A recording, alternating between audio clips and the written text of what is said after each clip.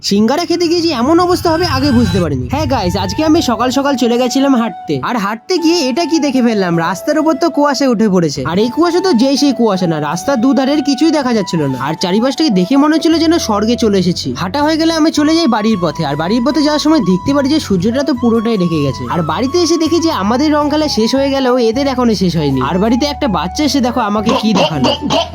এরপরে আমি সন্ধ্যাবেলা চলে গেছিলাম বন্ধুদের সাথে একটু আড্ডা দেওয়ার জন্য। আড্ডা দেবো আর সাথে কিছু না খেলে হবে, তাই আমরা চলে আসি একটা মিষ্টির দোকানে। আর মিষ্টির দোকানে এসে ভাবতে থাকি কি খাবে।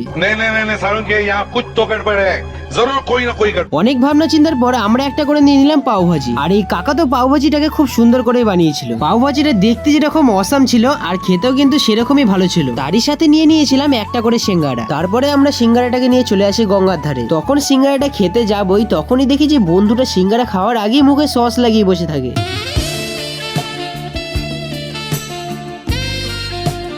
তাহলে আজকের জন্য এইটুখানি। ভিডিওটা যদি তোমাদের ভালো লেগে থাকে অবশ্যই একটা লাইক করবে, আর সাথে কিন্তু এরকম নতুন এবং ইউনিক ভিডিও দেখার জন্য আমাকে সাবস্ক্রাইব করার কথা একদম ভুলবে না।